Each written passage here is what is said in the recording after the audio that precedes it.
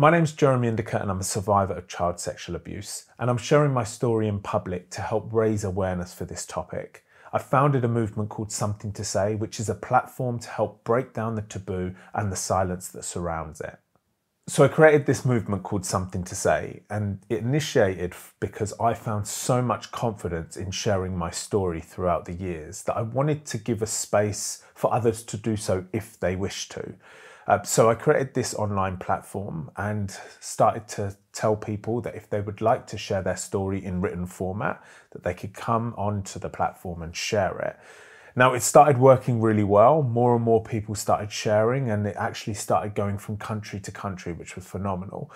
And with the title, Something to Say, I think that really encourages people to, it's a strong statement, it's quite bold, and it encouraged people to come forward with strength and courage, which is what the platform was about.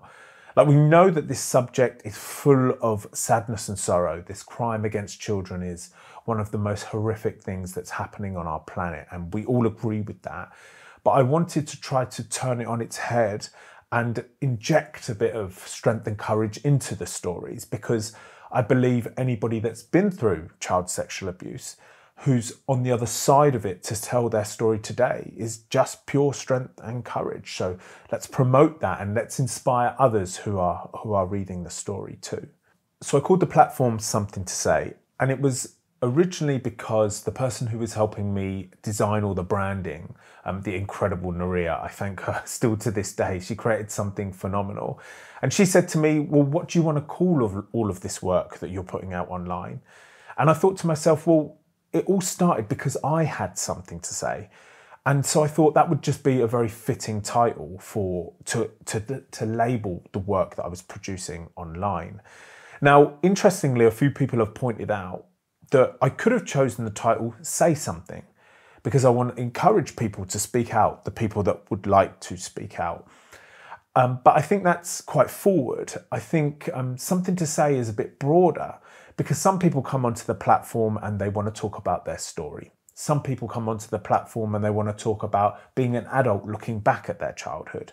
And some people come onto the platform and they're actually professionals working in the field, and they've got something to say off the back of their 20, 30-year career working with victims of child sexual abuse. So it's very open, and I think it's very gentle, Something to Say, but also holds a lot of power and purpose. Before I embarked on this, let's call it a journey of speaking out about my history of sexual abuse in my childhood, I was actually an engineer. Now, I started engineering when I left college. I got an apprenticeship with an aerospace company called Marshall Aerospace in Cambridge. Now, they trained me up to be a designer of aircraft parts, systems and structures, and it was just the most phenomenal opportunity. I loved the apprenticeship. It was so technical. It really kept me focused. Everything about it was great. Then when I finished that apprenticeship, I went from company to company designing different vehicles. I moved over to the car industry, and I eventually got a job working for McLaren in Woking, designing their supercars. So this was like the pinnacle of my career. And my actual dream was Formula One. It was always a dream of mine to go and work in that industry, because I always thought, to watch the Grand Prix on a Sunday, knowing that you had the designer of parts of those cars and cheering for the team that you're part of, would be a great job and a great thing to be involved in. So that was always my dream. But when I got to McLaren and I started speaking about my story to close friends, my attention started to change direction, because I started to get interested in how other people were doing out there when I started sharing my story. And my career in engineering, just the importance of it just started to fade away as my attention was redirected. And that's when, after my contract at McLaren, after I'd finished working on the car that I was designing there, I decided that I would try to create something online, go public with my story online, and see what I could do in the space where there's so much silence I had seen, so much taboo, so much stigma. I just thought I could possibly create something very interesting and unique that would get attention on the topic, because this topic is everybody's concern. Everybody either has a child in their family, has a nephew or a niece, or has children themselves, or everyone was a child once upon a time. And we want to protect future generations and make it a safer world. And that's where my U-turn came from a very focused, career-driven young man in engineering to this new pursuit of something to say.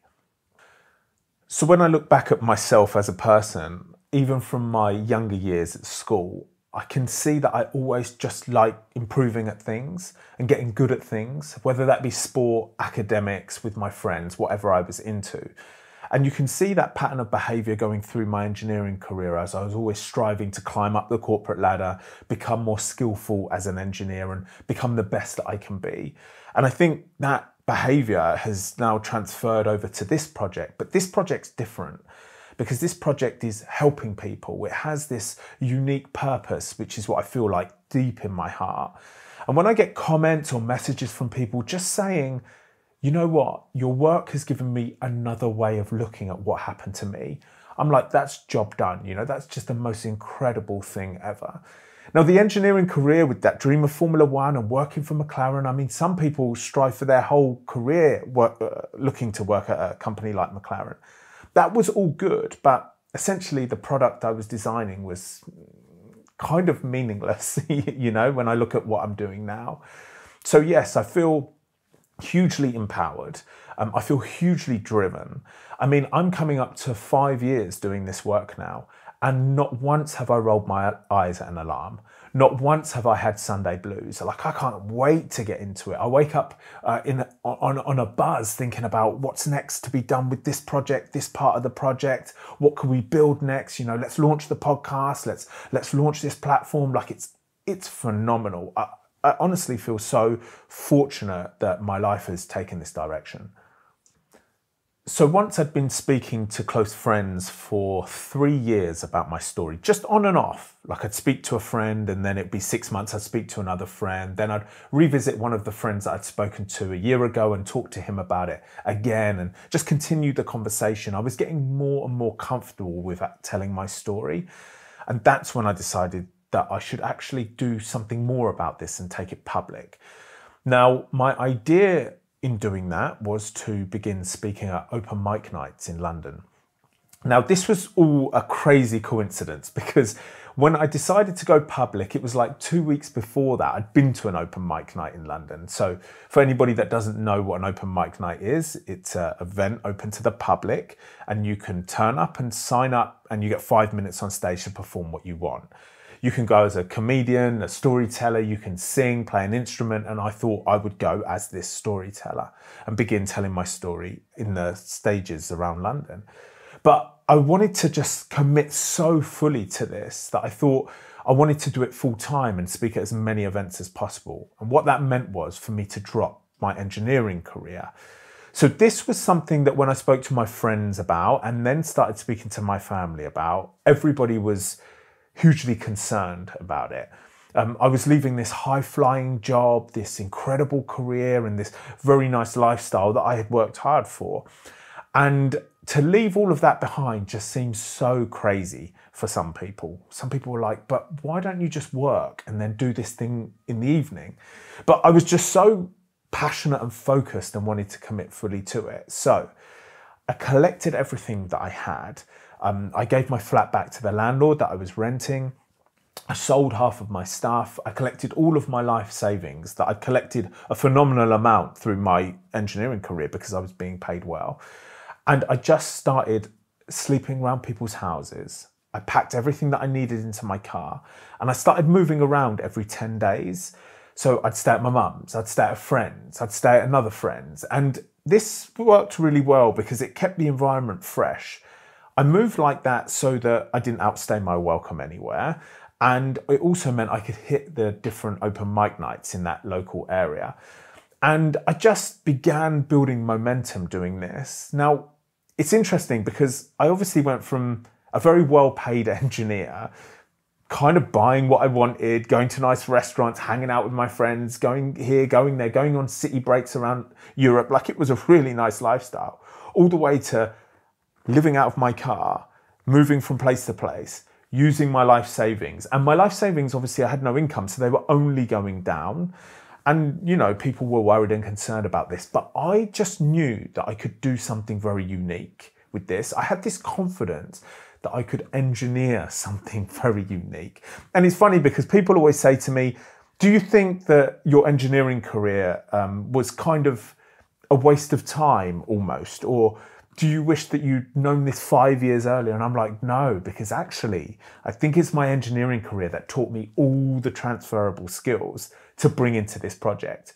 Problem solving, trying to find a solution to an issue, brainstorming ideas and going with the strongest one. And that's all engineering. And I feel like that's what I'm doing with this project in some way. So the Something to Say platform, I believe, is unique in the way that we share people's stories. People write into us with subjects they want to talk about. People write in with questions that they feel we should ask the audience. And some people have even submitted their poems and their artwork. So it's a completely community-driven platform, which I just think is such a great thing. And it feels really strong and powerful when you run through all of the work. Now, as far as raising awareness, I think just the fact that we're opening the conversation and we're doing it from people with lived experience, and also we have some professionals on our platform that are writing in with what they've learned through a career of working with people that have been through this type of experience in their childhood. And I think that's where the raising awareness comes from. Open conversations. No fear in having this discussion anymore. Let's talk about it. Let's spread the word. Let's talk about our personal experiences. And that strength and courage, I believe, is where we can break down the stigma and the silence that allows this to thrive. I feel like if I can get my story in front of young people, children and teenagers, obviously delivered in an age-appropriate way, I think this is the most powerful way to reach young people. They're always following stories. I mean, we're all always following stories. TV, film, we love that. So why I shouldn't go around telling my story and my experience? I think it's so much to gain from that. It's so powerful to hear somebody's real lived experience, but told in an inspirational way. Because of course, my story has sorrow and sadness all over it. But when I can inject some inspiration about telling someone for the first time and how that felt, going public with my story, how it felt to continue telling my story, my chase of my dream of Formula One and dropping that and pursuing this platform as Something to Say. I think at the very least it can inspire young people and they'll remember this story. Now, of course, we know statistics tell us that I will also be speaking to at least one child or teenager in that audience that's currently going through something right now and not telling us about it through whatever reason that they have. Now, if I go into their school and I talk openly with confidence about my story, could it inspire them to turn around and go and tell a teacher or tell a parent about what's going on with them so we can help them get out of that situation? Even if the chance is 10% more, we've surely got to take that. Now, for the rest of the young people sitting in that audience, again, it can just be a story of inspiration to let them know whatever's going on in your life, whatever hurtful things are happening to you, it's not the end, right? You can have a successful life following that. So I think there's so much to gain from going into schools and telling this story. But also, it's not just young people and teenagers that I'm speaking to. I'm also going to speak to teachers and staff because they're looking after children every day. And the safeguarding courses that they go through are brilliant. I've been on them myself. But what the safeguarding courses don't have, because I don't suppose that they could do this, is real lived experience and how it feels to have gone through something on a personal level. And every time I go and speak to staff and teachers, they're like, thank you. Because at the very least, hearing your story has made me feel more confident to deal with the potential dangers or disclosures that are coming up in the future to do my job. So I just think us telling our stories is hugely powerful. There's so much potential there. And I want to take this opportunity to reach that potential and use my story for some good. It's really interesting when we look at statistics because we know that when I go and speak in a school, I will be speaking to at least one young person that's currently going through a sexual abuse situation and they're not telling anyone about it. But I will also be speaking to at least one young person who will turn into an abuser as they get older, or even they are misbehaving in sexual situations right now. Now, my story is one where I'm very open about what happened. I'm very open about how that made me feel at the time and when I turned into an adult. And I'm very open about the man that did this to me and how I feel about him and where he potentially came from. And I also talk about the catastrophic nature of how this has affected everybody in my family and also my life. And I hope that that actually plants a seed for these young people who, again, as I say, may potentially turn into somebody who misbehaves or commits a crime, a sex crime to someone else, turns into an abuser, or somebody is currently misbehaving in sex right now. And I feel like that's a preventative measure, because we need to accept that not only do we need to talk to the victims, but we also need to talk to the perpetrators, and that's the full picture. The sexual abuse that happened in my childhood happened to me when I was 8 years old. And it was by another man. He was 25 years old. And we sometimes think, well, how do you even get an 8-year-old to do sexual things with you? Like, how they're still so childlike. It seems impossible, but it's the grooming process. And we know a lot about it, but I don't think we have an appreciation for how sophisticated it is and how it preys on a child's nature very, very well. Because I believe when I look back at this, that I looked up to him. He was the older boy. He was cool in my eyes, and he must have lured me in, maybe through touch, maybe through compliments, maybe through praise, to get to do these things that he had painted in my mind as our little secret or things that only cool people did. And I just look back at myself and think I was completely hook, line and sinker. He had me completely groomed, completely manipulated to do these things with him. Now, he was a trusted member of the family, you could say. He was actually somebody who my dad was working with, and he knew him through there. So he was a nurse working in the local hospital, and my dad was a doctor. So they had a working relationship. They were both from Sri Lanka, both around the same age. They had some common interests. Now, my parents had actually divorced, so I was spending some time at my mum's and some time at my dad's. Now, it was when I was staying at my dad's, he would need help with childcare because sometimes he'd need to be on call or he'd need to work late. And this man was a training nurse, so he actually needed some accommodation, some help with accommodation. So my dad was like, yeah, come and stay at ours, we've got a spare room. So this all worked out perfectly for him. And the sexual abuse just continued. And the sexual abuse went on for 2 years until I was 10 years old. Now, I was never showing any indication to anybody about what was going on. I had it locked behind closed doors. I was doing well at school, I had lots of friends, I was very social, and I was playing all the sports. And to people from the outside, I was your usual kid. In fact, I was very successful as a young boy. So all of this was completely hidden. I think we commonly think of child sexual abuse being some violent, aggressive, forceful act.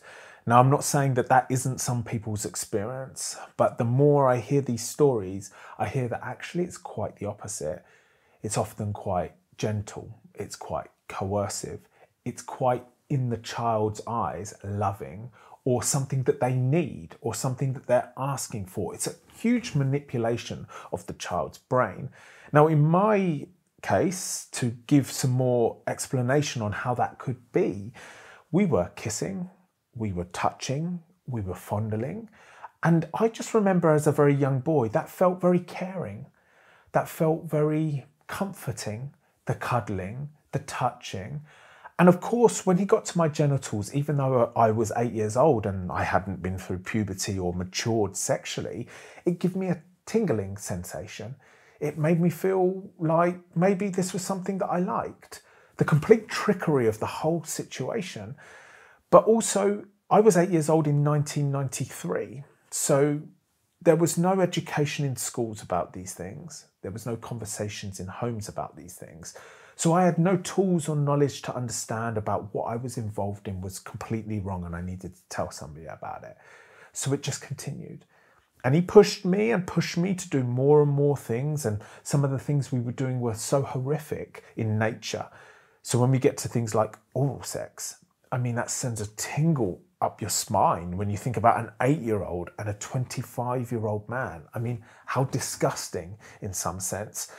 Now, what's really, I want to say interesting, but I don't think interesting is the correct word, is when I think about myself in those times, I think about what it felt like to receive oral sex. Now, to get a little graphic for a moment here, I'm not sure that an 8-year-old, because they haven't gone through puberty yet, can actually get an erection. I'm not sure, but it would have felt warm and comforting, right? I have genitals, it's a penis, it works I'm a human being, you know? But then, again, I'm going to use the word interesting. What's interesting when you look back at this situation is when he was training me to do it to him. That's when I started feeling uncomfortable. That's when I was like, oh, this is gross. But again, we wonder, why didn't I say something in those moments? And again, I believe it was from a lack of education, knowledge. It was a different era back then. I had no tools or knowledge to understand what I was involved in. And realistically, I stood no chance. I don't ever remember him directly telling me to keep it a secret. But again, what level of depth do you remember things at 8 years old? But I knew I was to keep it a secret because I thought it was something unique that we were doing together that only certain cool people did. So he must have packaged it in this way. I just don't remember any direct words coming towards me. I never told a soul. I didn't tell a friend. I didn't tell a teacher. I didn't tell a parent. I told nobody. So I kind of knew the rules. I knew what this was about. I knew that it pleased him. I knew that it made him happy. I knew that I was getting some sort of unusual feedback from it that I was okay with. Now, I think it would have been different if there was any force or pain or violence involved. And maybe that would have increased my chances of saying something, but there was none of that. I remember once he tried to put his finger in my anus, but it hurt me. I told him and he stopped. And so I wonder if we tried to get into his mind where he was playing with this. You know, was he trying to push me and that's where he got his excitement from? Was he just making sure that he could get his gratification from my very childlike body and that was enough for him? As long as I stayed silent, everything was cool? We don't really know. The only person that has the answer to those questions is him. But I think we must remember what it's like to be a child. You're easily impressionable. Your norm has been created by the adults that are around you. You know, how many stories you hear of yourself as a child, or somebody would tell a story of them going to another house, to another family, and them seeing how that family does things and realizing that actually the way my family's working is completely weird or wrong. I'm not saying sexual abuse related. I'm just saying, you know, the environment that the child is growing up in is their norm, and that was my norm. At the time the sexual abuse was going on, it wasn't a problem for me. I didn't see it as an issue. It was just something that happened between me and this man when he used to stay around. No issues at all. And in fact, once it had finished, the abuse went on for 2 years. And I believe that's because he moved away, he completed his nurse training and he moved to another hospital. I didn't really think anything of it. So you could say at the time this was going on, there was really no issue for me in my young brain. But I think it's so much deeper than that, because he would have affected my brain and my personality in ways on a neuroscience level, like the pathways of my brain. Now, one of the things that he definitely did do was introduce me to sex earlier than my body naturally would have got interested in that. So he's unlocked that part of my brain. Now, I watched a documentary that talked about now you're firing those neurons in that child's brain that shouldn't have been fired at that stage. So he's changed my personality and changed the direction of my life moving forward. Now, also, I think that the real trauma in my personal perspective and in my personal experience really starts coming when you're an adult and you look back at those childhood memories and realize actually you were completely exploited. You were completely taken advantage of. You were completely manipulated, and that is not okay. because I was a young, innocent child. I had done nothing wrong to anyone. But that man knew that what he was doing to me was inhumane and wrong. And that's where the complications start to come. I think for me, the sexual abuse was more emotional and traumatic psychologically.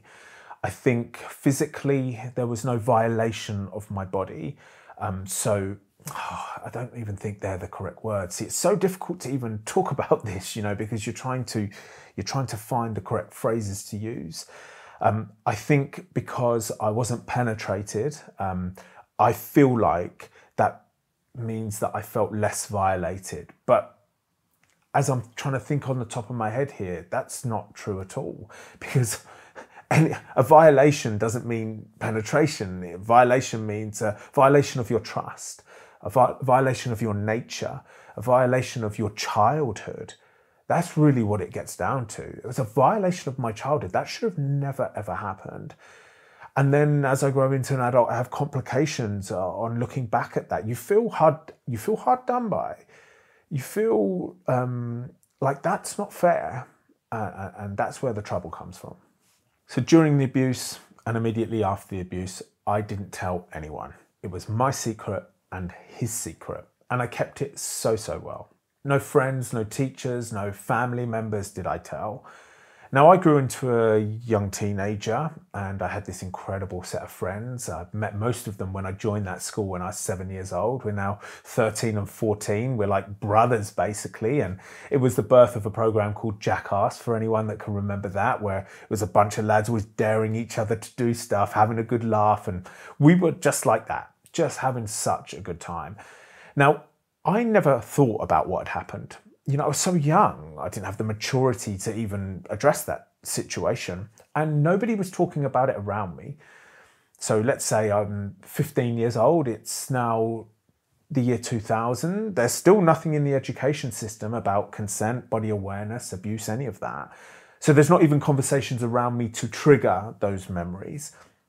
Now, I believe it's when I first started getting with girls at school and I had my first kiss. And something maybe in my subconscious was like, that's not the first time you've done that. But still, I'm still so young. I'm a young teenager. There's no way I can deal with that kind of situation. So keep pushing that to the side, keep pushing that to the side. Then I get into my early 20s and now I'm growing into a man, and the Jimmy Savile case comes up. Then I remember. Something will be said in conversation, then I'll remember. And I always remember I was around a mate's and there was this film called Sleepers. It's an old school film and it's about sexual abuse in boys' boarding school. And I remember that coming on. I knew nothing about it. And as the film started going, I started realizing what the content was about. And I made some excuse to get out there because I needed to get home because I couldn't deal with it.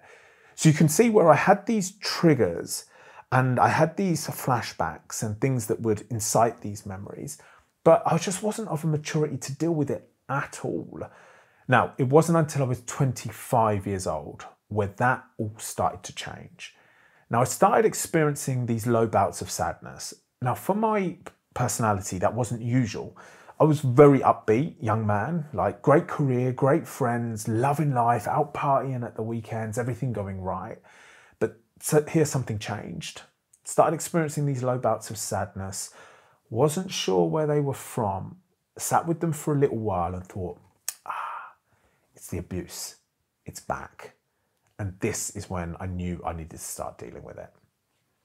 When the memories came back when I was 25, I thought to myself, what are you going to do now? Because these seem to be stronger than they've ever been before. Now, as a 25-year-old young man, you don't want to start talking about this kind of thing. Disgusting. It's horrific. You did all those disgusting sexual things with that man when you were 8 years old. Who wants to talk about that? No one. So I decided that my best strategy was to just keep pushing these memories away every time they came in strong. And I thought they're eventually going to disappear, right? Because we've been from the abuse finishing at 10 years old. We're now 25 years old. The memories have come back. 15 years we've been all right. So surely we're going to be all right forever. I tried for 2 years. These memories weren't going anywhere. They just got stronger and stronger and stronger. The memories turned to flashbacks, turned to night terrors.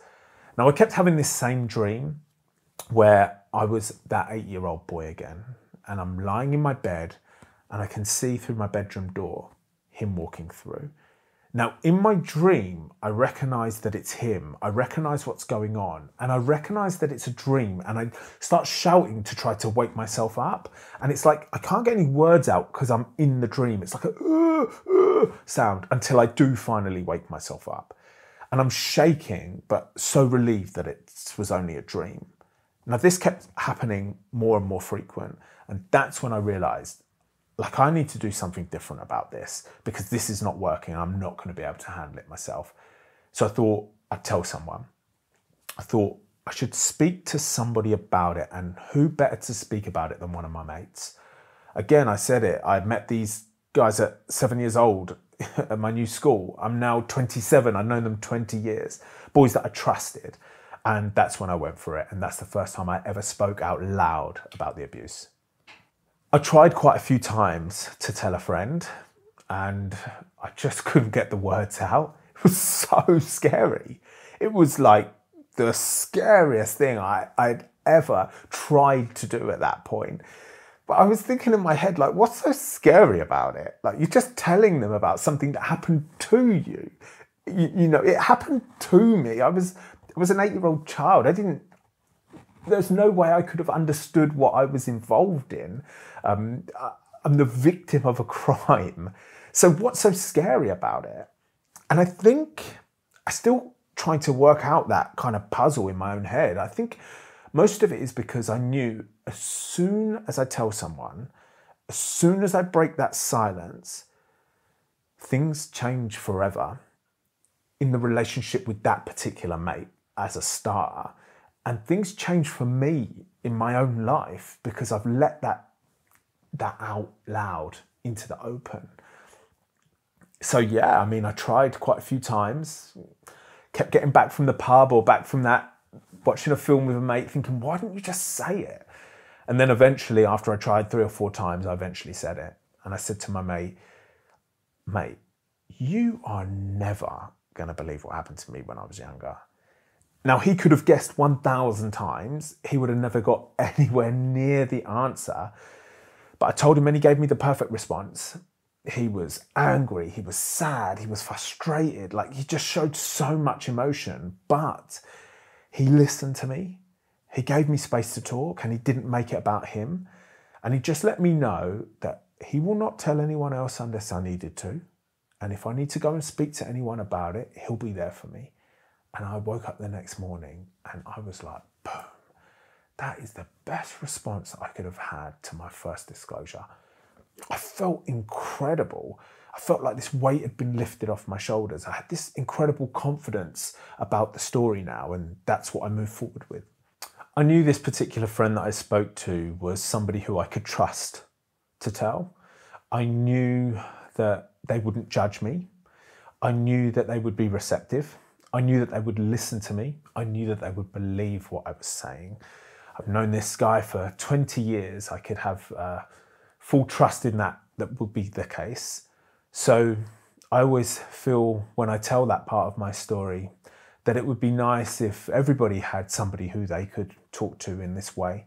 I feel very fortunate about that. I feel very fortunate about his response to me when I told him, I just wish we could live in more of an open situation with this topic, and we could all understand that actually, if somebody comes to you to disclose sexual abuse in their childhood, and you are the first person that they are talking to about this, take some pride in knowing that they are just about to tell you the most scariest thing that they have ever spoken out loud about. And they chose you because they believed in you. And you should have some honor in being the first person that they ever told. And that should give you confidence to respond and just listen to them and let them speak and let them release that burden that they've been carrying around for however long. You know, I speak at these events and I get people in their 60s coming to me telling me that through hearing my story and me speak about it on stage, they wanted to tell me that something happened to them when they were a child and they have never told anyone about it. It happened to them when they were like 10. They're 60 now. 50 years they've been carrying that shit around with them. So yeah, I just hope that through this raising awareness and us as a society becoming more open with these conversations, because we definitely are, we are moving in the correct direction for people to have the opportunity, if they wish to do so, to talk about it. I wanted my family to never find out about this sexual abuse that I went through. I mean, what good is going to come out of that? My dad's going to blame himself for bringing the man into the house and trusting him, and everyone else around me is going to blame themselves for never noticing what was going on.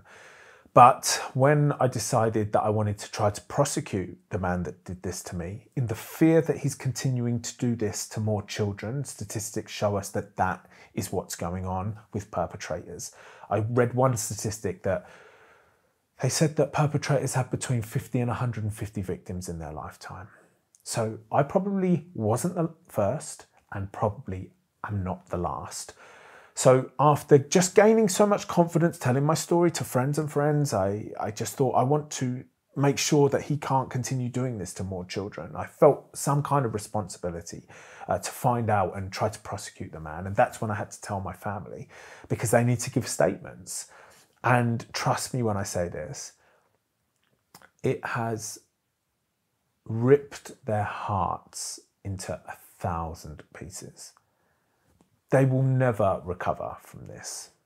My parents will never recover. I'm pretty sure they wake up every morning wondering when this nightmare is going to be over.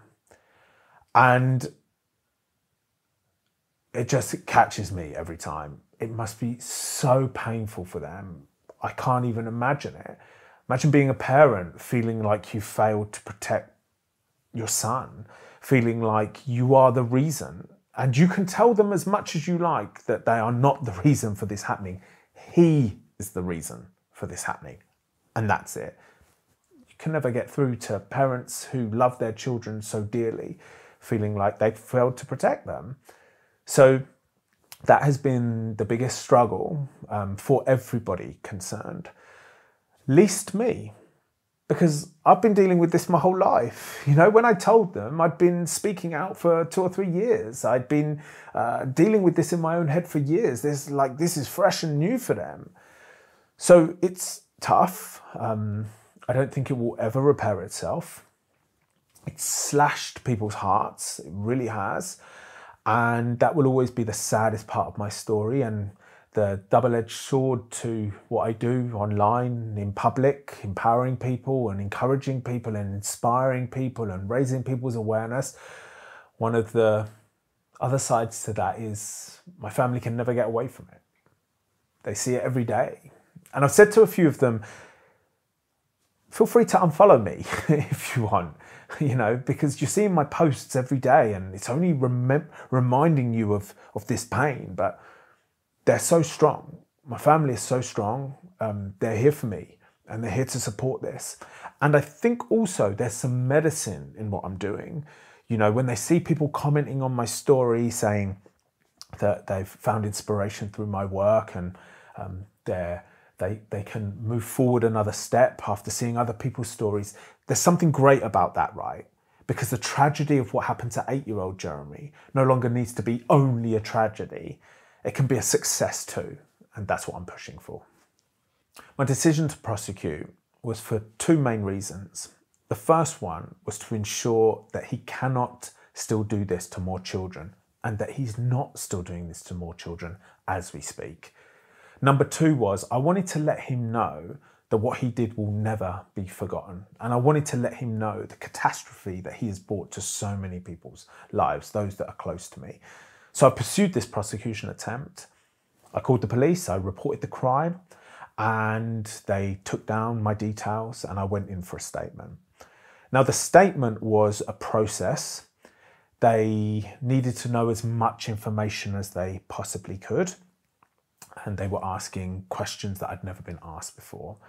We went deeper into my story than I'd ever even really probably faced. And there was a purpose there. It's historic. It was, at that point, I reported it when I was 32 years old. So it was, 22 years ago from that moment. There was no internet then. There was no emails then. There was no messages. There was no phones. There was no way of recording anything. So actually there wasn't any evidence. So it was everything about my word that was so important. The police were phenomenal. They couldn't do enough. They were so supportive during the statement. However, they are exhausted and frustrated because their funding keeps getting cut. So they don't have enough resources to deal with the cases properly. The example I want to give for that to be true, the police officer after my statement couldn't stop apologising because he said usually there'd be 2 officers in that room, one doing the questioning and one taking care of my well-being. But there's only 1 officer now because that's all they have the money for. So that officer has to do both jobs and they can't do the good job that they really want to do. Now, they pursued the investigation. They took statements from all the friends that I'd told in all the years. They took statements from my family and they interviewed him. And of course, he denied it. Who's admitting to this? Nobody. You're going to your grave trying to get away with this, right? Your life is over if you admit to this. And the investigation lasted 9 months. They collected everything that they could and eventually it could not be taken any further. Now, I actually did some investigation to find out, well, why or what is it that you need to start prosecuting criminals for these historic cases? And they said that it's largely more than one person speaking out against that person, and they have to be from different circles. That's really the best evidence that they can find. And I said, but I had all of those people that I told, you took so many statements. It's not enough for us to get him in court at least, because he could have crumbled under the pressure. He could have decided that this has gone too far, I'm going to hand myself in, all of those things. And they said, we can't do that. Again, it's all down to money. We can only take the top 20% of cases to court, and yours didn't make the cut. So then we have to leave it. Now, just to finish this, lots of people once I got the result of that prosecution attempt were saying to me, you can now move on with this, right? You can now put this behind you. You did everything that you could. And I feel like that's a complete misunderstanding of the situation because you don't know where he lives. You don't know if he lives around the corner from you. And if he is to attack your child next, you'll be wondering why we all stopped trying to prosecute and why we all moved on. We need to get these people prosecuted. We need to get them on the sex offenders register. We need to get them monitored with what they're doing online. We need to get their jobs monitored because otherwise this is just going to continue. This whole just leave it behind you and move on thing is nice to think about. But if we're going to start talking about protecting the future generations, then we need to change our opinion on this, I believe. So once the police called me to tell me that my prosecution attempt was unsuccessful, I felt completely lost. I was about a year into speaking out in public, and my mission of ensuring that he was not still doing it to more children was over. I felt like I had nowhere to go from that.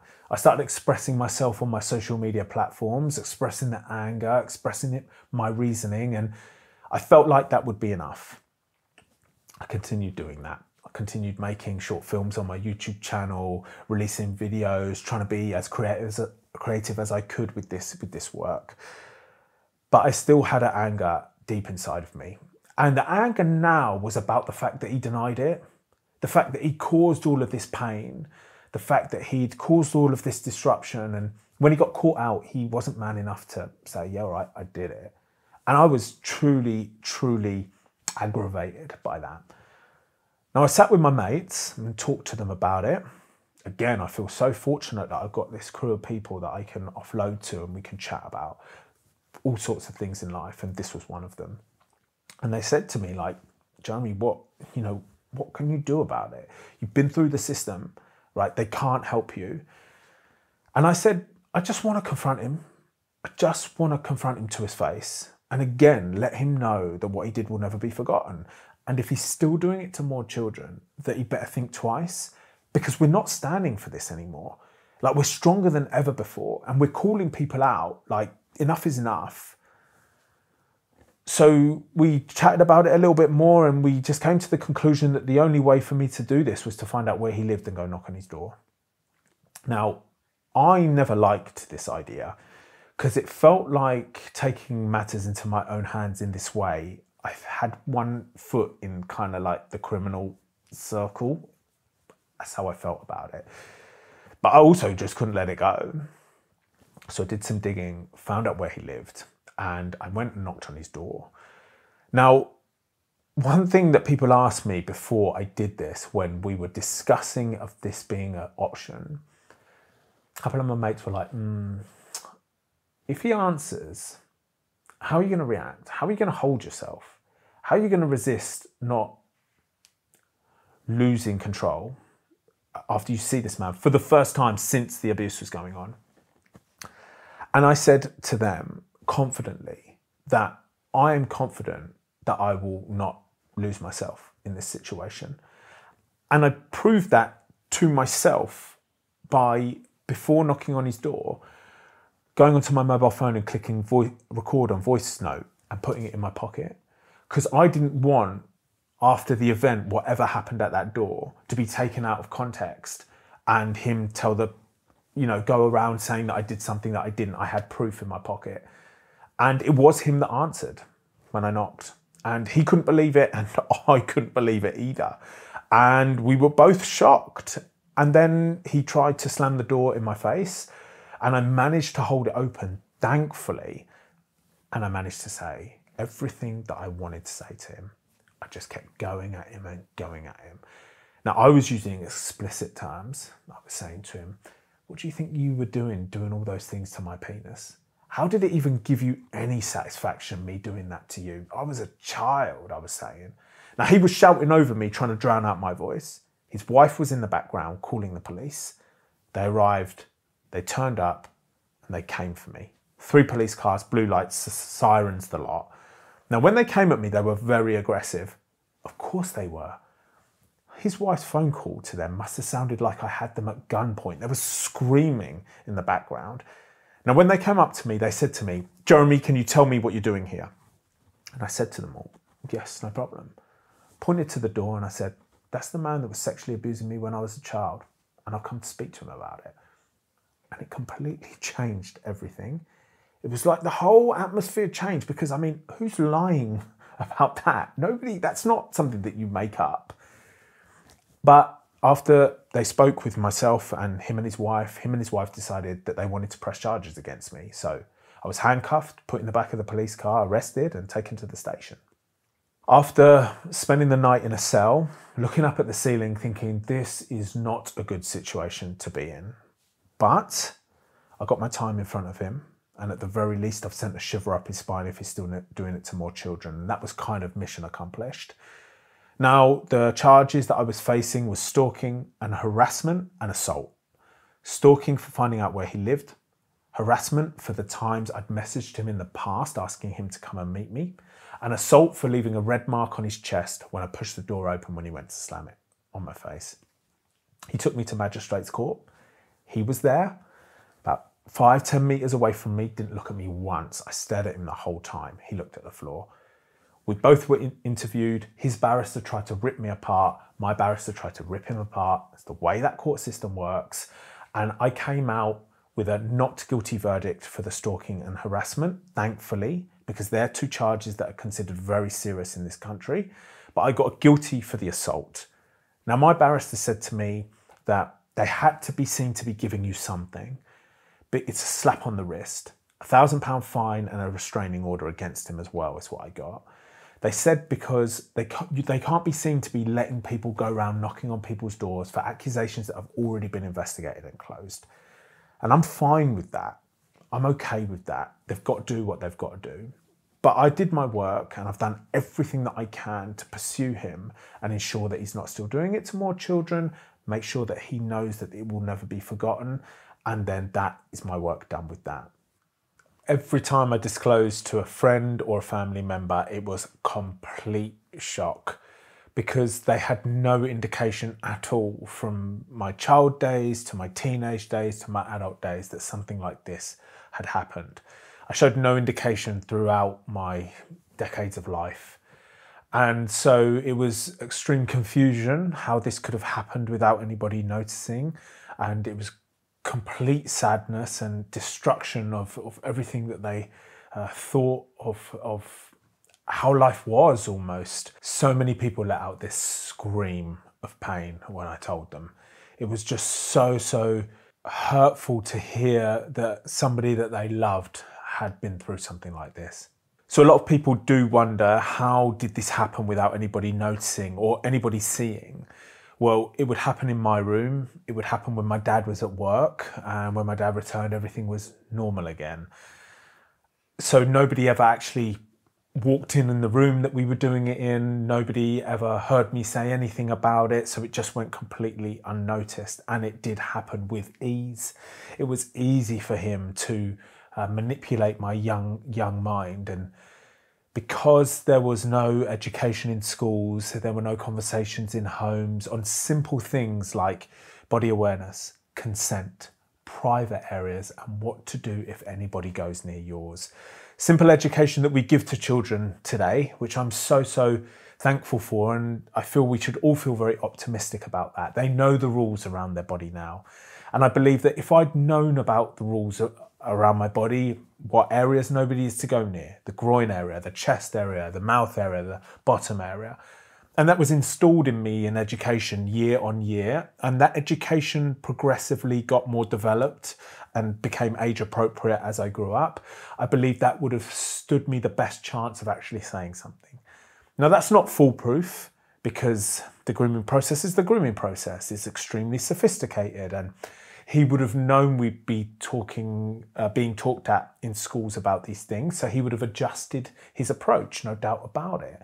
But it would have at least led us at least 1% closer to me speaking out, and then we've got to take that, right? But it's not just education in schools, it's everything. It's open conversations in homes too.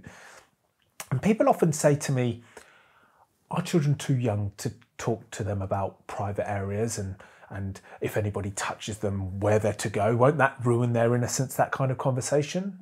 And I'm like, okay, maybe to a certain degree it will ruin their innocence, because you're essentially telling them that there are adults out there that could do wrong on them, and they need to kind of watch out for it. So yes, maybe it is a level of ruining their innocence, but isn't it absolutely essential just to give them a better chance of preventing this happening to them before something goes too far? And a comparison that I like to make is, we're okay with teaching stranger danger to young children. And I believe that to be a necessary conversation. But I also believe to a 5-year-old or a 6-year-old, which we are happy to have that conversation with that age group, we are essentially telling that child, don't talk to anybody that mummy or daddy doesn't know, because they may take you away from us. That's essentially what the stranger danger conversation is, receiving it at that age. But we know we need to have it. It's necessary conversation. So why there is a question around the conversation around private areas with young children, I don't know. And I think part of it is because us adults think about it as a sexual conversation. Sex isn't even involved in that conversation. When you're labeling the parts of the body with the child, the arms, the legs, the nose, the eyes, the ears, you just label the private areas. Circle the groin area, circle the chest area, circle the mouth area, circle the bottom area, and say, these are areas that nobody goes near. And if they do, tell mummy or daddy. Simple. That's one massive step towards the prevention of this crime from happening. I hear a lot of conversation about using the proper terminology for labelling the body parts. So using penis, using vagina, and not using nicknames for them, such as willy, for example. And lots of people are strong in thought that that will help prevent a groomer or a perpetrator using those nicknames to violate that child, and actually gives the child an adult perspective on those names, because we don't label any other names of the body with a nickname. I don't know, it's a bit unusual when you think about it like that, why we would name the private area or the genitals a nickname as such. Now, am I for or against that? I'm impartial, I'm neutral. I can see some benefit in it, but I can also understand that people from older generations are going to feel very uncomfortable with that. But I do think just a conversation about what those parts are is essential, because we all have them, and it would be nice to teach the child what the function of the thing is that they own, that is on their body, and just, again, not make it a taboo subject, not make it a hidden secret that your genitals are something we don't talk about, because all that's doing is making that child an easier target. And when we just think rationally, like when we just think logically, it's just education that they should have anyway. And again, it's not a sexual conversation. It's just about their body. Educate them, give them the tools and the knowledge so that they can understand if they're in danger and that they can come to us for help. One of the biggest challenges of this work that I do is trying to open the conversation on perpetrators, paedophiles, sexual abusers, sex offenders. It is so emotive that we do struggle to have the conversation. We're so angry at anybody that would commit an offence like this to children. But I do try my best with it, because we can talk all day about educating children on private areas and body awareness and to tell us if something's happening. And that's a great thing for us to do, but that's not the source of the issue. That's not the source of the problem. If we're serious about preventing the crime from happening, we need to go to the people that are committing the crime or yet to commit the crime. Now, a lot of discussion has been about, that I've come across and that I'm actually very interested in, is some people are classifying this as a mental illness, and some people say that it's something that's wrong with the brain. And the thing that's wrong with it is that these people are finding children, minors, their primary sexual interest. That's the thing that excites them the most. And there's a misfiring in the brain that's leading to that. And I've come across people that say that would be useful for us to classify it like that, because then they can at least seek treatment for the best chance of prevention. And we're talking about preventing it before the crime's ever committed, right? We're talking about reaching these people even before they've ever committed the crime once too. So classifying it as a mental illness could provide some kind of empathy that we need to work with these people and treat these people. But then on the other side of the fence, a lot of people are angry that we would ever classify it as a mental illness, because then that does draw on the empathy. And a lot of people are in belief that we should not have any empathy for these people, and that they are evil and horrific, and they should be pushed into the corner and the light should be turned out on them. Now, I am investigating, on my podcast in particular, trying to bring on experts to help us with these topics and get discussion from both sides of the coin. Now, I still don't know where I sit. I don't have any scientific backing to send it one way or another. But what I do know is that we need to just calm the anger. In fact, we need to put the anger to the side and just talk about this. Because every person that commits a sex crime against a child commits it for the first time once. And we're trying to get to them before they do that. And if we're just talking and shouting at each other, we're missing the big point. And that is protecting the children that are living today. I think we need to have a really serious conversation about offenders, but also people who have thoughts towards children who have never offended yet, or have never offended at all and have no intention of offending too. Because that conversation is extremely important if we stand any chance of actually preventing the crime from happening in the first place. Now, we as a society shame offenders that have committed a crime against a child. Of course we do. We are horrified at that. And we do not like that, and we do not accept that. So we are angry towards these people for sure. But we've also got to remember, once they're convicted and they go into prison and they serve their prison sentence, when they're released, they're back into our communities. They live right around the corner from us. So we can shame them to the high hills, but we're just pushing them into a corner on their own and turning the light out on them, keeping our fingers crossed that they won't commit the offence again. That's not really working towards preventing the crime from happening again, is it? I don't think anyone would say it is. So what do we do from there? Do we do things like work alongside them? Do we monitor them once they're released from prison? Do we work with them in some sort of way? And I honestly haven't got the right language for this, because as soon as I say the words work with them or help them or support them, put effort into them never committing the crime again, people are so angry at me for suggesting any type of empathy. But I have to stand my ground with this, because this isn't about whether I'm showing them empathy or not, whether I'm showing a convicted sex offender against a child empathy or not. My primary concern is to ensure that they never give in to the temptation of committing that offence again. Now, on my podcast, I've had some people who work with offenders once they're released from prison, and there are some great systems and processes and procedures in place, but I think we need to accept that this is bigger than just the crime being committed and then that's it. And then if we want to work a bit more before that, when we start talking about before the crime has been committed, because somebody who commits a crime against a child, a sexual crime, they commit it for the first time once, right? And did they wake up one morning and decide that they wanted to commit a sexual crime against a child? Did they wake up one morning and all of a sudden decide their fantasy was a child? I'm not sure. Maybe in some cases that to be true. But my guess is in the majority of cases, this is something that's developed over time in someone's mind, and then they end up committing the crime. So in all of that time up until the crime, where was anyone, right? Where were we at?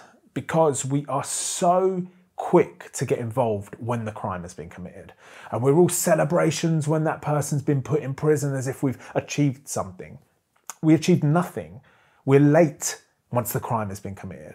Where were we at in all the stages before it got to that? Now, a lot of people say to me, who's going to come forward and admit they've got something like this in their head and come and tell us for support anyway? Even if there was therapy available, just as an example, none of them would use it anyway. I'm pretty sure most of them wouldn't, but some of them will. And I think offenders of this crime come in various almost categories. There's such a big spectrum. And if some of them are going to use a treatment service or a preventative service, then surely we need to have that available. And then we need to have the next option available. And then the next option available. We need 1,000 options to stand a chance of this crime that seems to be happening everywhere for decades and continuing to evolve into the internet and all of these areas. If we don't start having a serious conversation about this, we stand no chance. I've come across a discussion before with people starting to think about, well, what options do we have to satisfy that person in some way so that they never actually get to a child or commit the offence against a child? People are claiming to think about this in a progressive way because we're all about prevention, right? So some people are saying about child sex dolls. So manufactured robot that looks like a doll. And people who have this temptation or their sexual interest as children, that they use the doll to get rid of that and to express that sexual interest on the doll, which prevents them from acting it out on the child. Some people also talk about using escorts or using consensual environments where they go through role plays, which one of the participants acts as a child. And some people are like all for it, because if that's going to give them their release and stop them from actually going for the child, then we're all happy, because then the child never gets offended against. But then some people say that actually all that's going to do is encourage or develop a thirst for the real thing. So they're actually practicing that role play in real life, and all it's going to lead them to want is the real thing. So there's another discussion here where it works both ways. I don't think there's a one size fits all, but I do know that those are the types of discussions that are very, very uncomfortable. Who wants to talk about manufacturing child sex dolls? Who wants to talk about role play, which I may be incorrect in saying this, but it's actually called age play, where one person performs the role of a younger person and the older person. And nobody really wants to think about this, because nobody wants to think of a human being with this attraction to children in their head. We don't want to know about those people, but they are out there in their thousands. You can't even believe it. You can't even believe how popular the teen category is on porn sites. You can't even believe how popular the stepdaughter category is on porn sites. Like, apparently they're the top ones rated on Pornhub. And so I know that's all legal, and in the space, there's nothing illegal in those spaces, but you start to see that this is not just something that one person has here and there. This is like a huge thing, that people have an attraction towards younger ages, which leaks into being into minors. And if we just don't have the conversation about all the different ways that we can try to prevent somebody from committing the crime in the first place, therapy, potential role play, and any other thing that somebody can bring to the table, surely we've got to at least consider it. I'm not saying it's right or wrong, because I don't know enough about it, but we should have at least consider it. It's interesting when we start to think about certain role plays or fetishes that are out there and promoted and completely accepted. Let's take one like a play rape as an example. That is a crime when done in a non-consensual way, but two consensual people want to act out a rape, it's no problem, and that is a fetish that people know about. We're all okay with that. Then when we start to talk about people's desire when one of the participants has to act like a child, we don't like it, and I don't think we should like it. Some people may argue against me and say, but it's always, as long as it's two consensual adults, it's okay. I feel very uncomfortable with placing a child in any kind of scenario when it comes to sex. I don't know what society we would evolve to be if we started saying that that's okay for people to explore that. Again, I may be completely wrong, because some people may say, well, if you suppress that in some people, then it's only going to heighten that behind closed doors. I don't have the answer. But to call it a fetish, to call it a fantasy even, and I know sometimes I use the word fantasy, maybe that's even incorrect. The fact that it's a minor, the fact that it's a child in that situation, whether it's role play between two adults or whether it's reality, it's wrong. We need to leave children out of this, and we need to get to the bottom of why that person's brain is feeling excited at the thought of a child. And that is definitely the best explanation that I can give right now. It's actually very, very difficult to talk about this subject area. I can talk about my story all day long. I can talk about the depths of the sexual abuse. I can talk about how I felt. I can talk about the pain it's brought my friends and my family. I can talk about that all day long. But as soon as we start talking about the offender, everything becomes really, really difficult. And it's tough. A big question that I've tried to raise on my platforms in the past a number of times is this nature or nurture? So someone's sexual interest in children, are they born with that, or has something in their life made them this way?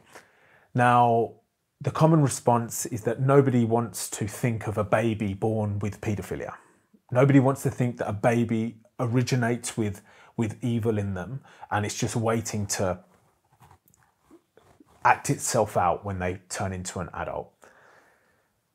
And then when we start thinking, well, then it must have been something in their life that made them this way. Yes, of course, we know there is a correlation between people who have been sexually abused as children going on to be offenders themselves. And we also know that lots of what turns somebody on in bed has stemmed from their childhood, whether that be legal or illegal. And so we know there's a connection there. And then we start to wonder, well, if it's something that happened in that child's childhood, in that person's childhood, let's say they were sexually abused themselves, should we have some empathy that they are sexual abusers when they're adults? I think, personally for me, I could have some empathy for somebody who recognises that they're excited for children, but I've got no empathy once they commit the crime. Once they commit the crime, you're in a different box for me. You gave into the temptation that you knew was incorrect. You knew that was immoral. You have now affected a child's life for their whole life. They're never getting away from that trauma that's imprinted on their brain, and you've redirected their life in a way that wouldn't have gone down that road if you hadn't have turned up. So when you've committed the crime, for me, you're in a different box. My interest is having this discussion about before they get to that point. And as you can see from this, it's very, very complicated. The fact that the statistic out there that I heard was 98% of people that commit a sexual crime against a child are men, almost so interesting to me, I can't believe it. Like, that's not like 60%, you know, it's like such an overwhelming majority. Why is that? So I had somebody on my podcast who talked about sexual interest and that in general, men look for a thrill or get excited by the forbidden. And that's why when you see research into how people are using porn sites, they are clicking on the next video, and it starts to go down a more extreme path. And they get desensitized by one level, and then they look for the next level and look for the next level. That's like almost common knowledge in my understanding. And maybe men's sex drive is, or what men desire through sex, or the way that their makeup is sexually, is vastly different from women. And maybe that danger, that forbidden nature, or that power over something so innocent, that domination over something so innocent could be the thing that's turning some offenders on. And that would be extremely useful for us to know. Do you know what I've always thought? If I could have anything from the man that sexually abused me when I was a child, it would be that we used him for research purposes. It would be that we brain scanned him, that we showed him images and saw how his brain react to what different images. An older woman, a younger woman, even younger woman, a boy, and see how his brain is working so we could research. I'd love to interview him and him not be able to lie. And because the people that are causing the offence, the people that are carrying out the offence, are the people with the answers. They know the answer. Me and you are trying to sit here, trying to work out all this stuff. They could tell us straight away. But we don't want to go near them. We don't want to go near them. And sometimes I feel like we're shooting ourselves in the foot with this. I wonder why it is so taboo. Child sexual abuse. I mean, I've come across people before, let's say, someone who I've never met before, and they say, oh, so what do you do for a living? And I say, oh, I run platforms online to do with child sexual abuse prevention, and people just like don't even know where to look. Like it's so taboo, you can't even believe it. I mean, I've spoke to a few people and we're trying to find something that's more taboo than this, and we're still searching. We can't find it. People don't know what to say, they feel uncomfortable. And I sometimes think, is that because, like deep in our human nature, like our core, is it because this is so horrific and so inhumane? The fact that it's happening on our doorsteps is something that we actually kind of feel a bit guilty for as we go on our lives, trying to make them all amazing, when behind closed doors, all these children are going through horrific things on our planet, on our time, and we can't handle it. It's like there's almost like this internal guilt that that we're not doing enough for young children, the innocence of our world. And I think that just brings more taboo onto the topic. Now, when it comes to my situation, and lots of situations out there where it's a man on a boy or an older boy on a boy, and that boy is now an adult and wants to speak out, I think it carries a kind of weakness for that man. They feel like they were betrayed, exploited, manipulated, and that in some way it's embarrassing. It's embarrassing to talk about that kind of thing, you know? It's not very manly, it's not very strong, but I think that's the wrong perception. I think it's the wrong way to look at it. That is one of the big drivers for why I'm so open about my story. Because actually, I would love it if other men were watching and being like, that happened to me too. But he's actually showing me that if you get to the other side of that and you can speak openly and powerfully about it, that's so strong. It's so overpowering. It's so strong compared to the actual crime. It's almost like we turn it on its head, you know. So you should be proud of. It's not you should be proud that you went through that crime. You should be proud you're still here today to talk about that. You know, it's like almost like that's like one of the most horrific things that could happen in your childhood. It's given you this suit of armor to go forward in life with. You know, and maybe we could frame it like that, and it would help a lot of people. This has been the most incredible journey of my life. I feel so fulfilled. I feel so challenged. I feel so encouraged to communicate this topic in the most creative ways that I can find and open a discussion that we need to have. With my story, I feel more and more free to talk about it and to see how interested people are in understanding it more.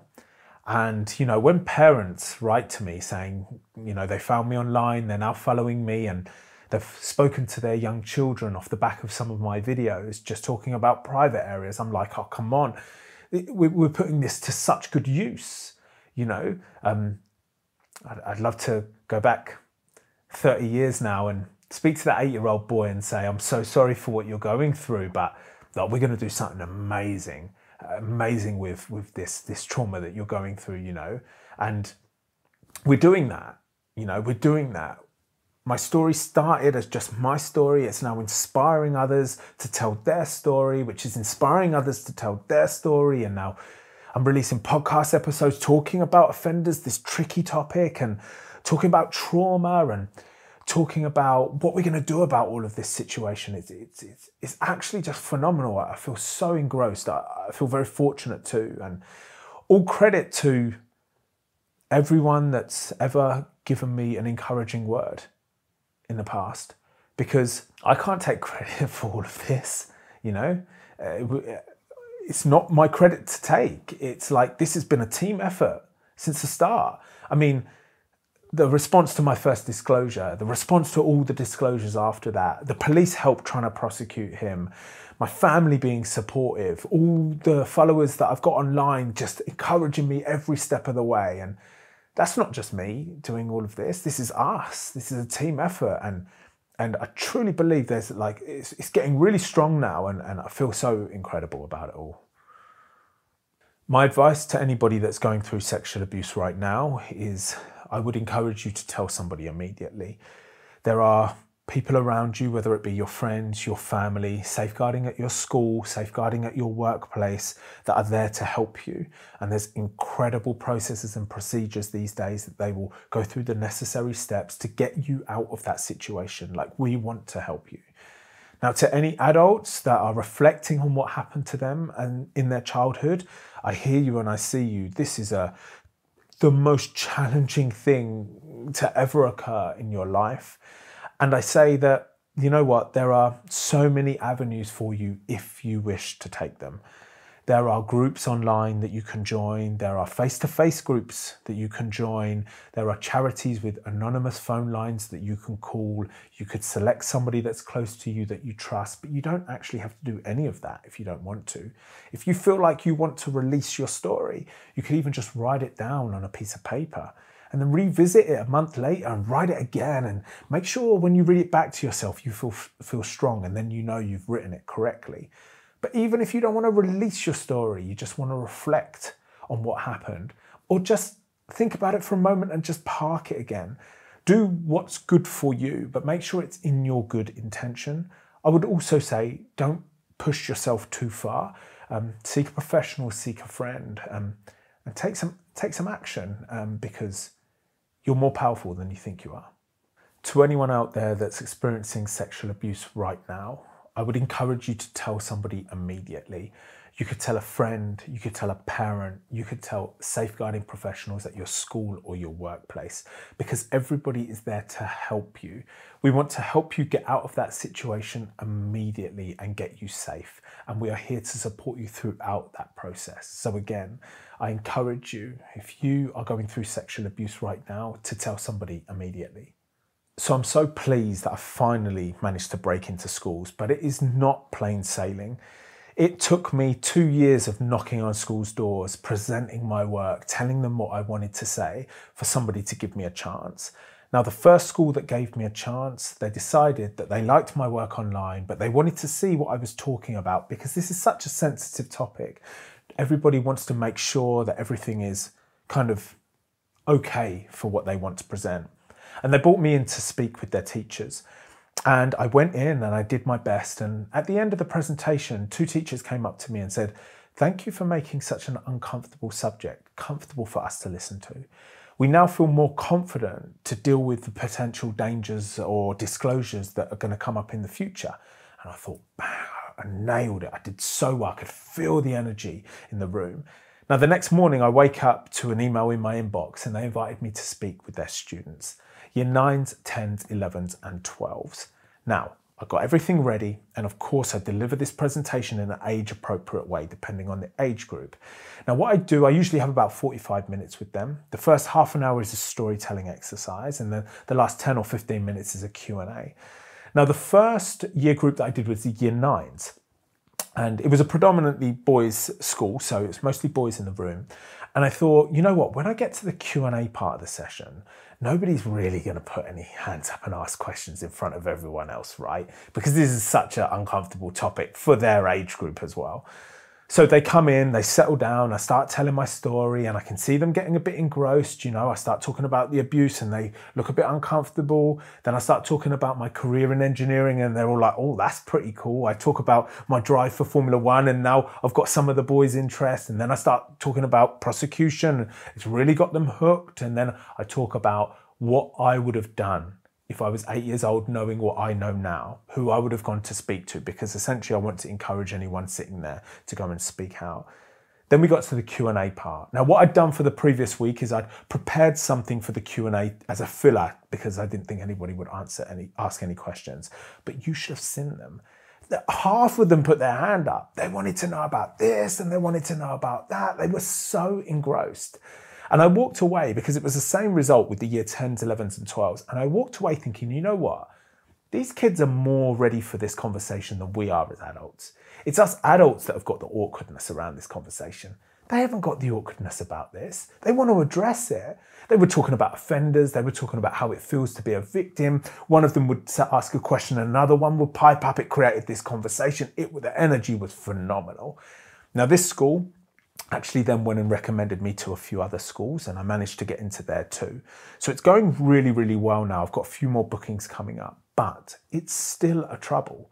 It's still a trouble because teachers are so hesitant.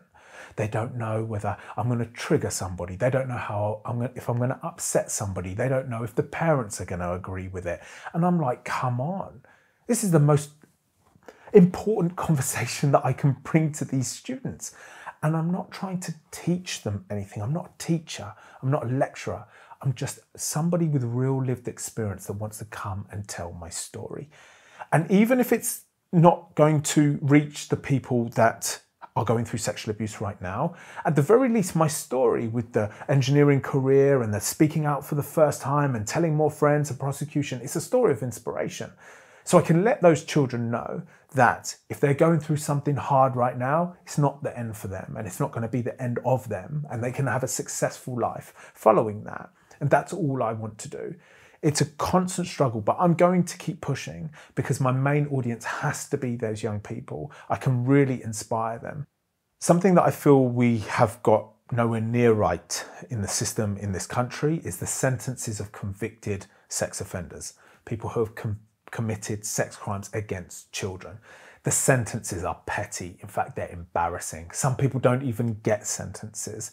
And we need to talk about this. And I think we need to take this seriously because the punishment is not big enough to be a deterrent for most people. Now, a lot of people talk about life sentences for any crime of any level against a child of a sexual nature.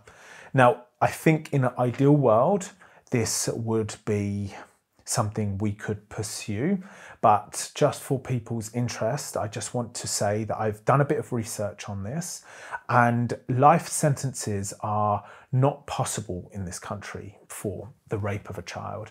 And the reason for that is because in this country, the prison capacity that we have is 100,000, and it's already full.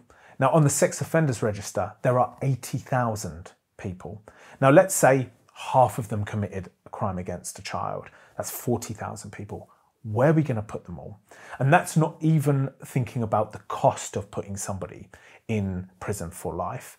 And if cost shouldn't be an issue, I wonder how many people would be happy if their taxes got raised to put people in jail for life. I don't think many people would be happy with that. So let's stop saying it all, right? That's not possible. Life sentences are not possible. Higher sentences maybe. But again, this leads to this conversation about, well, okay, if life sentences aren't possible and short sentences are given, once that person is released from prison, we need to be monitoring them and working with them in some way to reduce the chances that they're going to reoffend, because that's what we're after. We're after 0% reoffence. It's actually really interesting because I was watching the news a little while ago and I saw that the government had set targets for things like emissions and climate change. And by 2030, we were going to have some percentage that we were aiming for. And I think that's all great. I support that. But it's funny how we don't have any targets for child sexual abuse crimes. And we can't have any. And it's really weird because if you're thinking, well, what do you mean we can't have any? Well, what are we going to say? We're okay with 10,000 children being offended against by 2030. And then by 2040, we're only going to have 5,000 offended against. No, we can't have targets. We want zero, right? We want 0%. So it's like, we are in the Stone Ages with this conversation. I truly believe it. We're so technologically advanced with everything we've got. But when it comes to this conversation about children being sexually abused or molested by adults, we are in the Stone Ages. And I want to change that.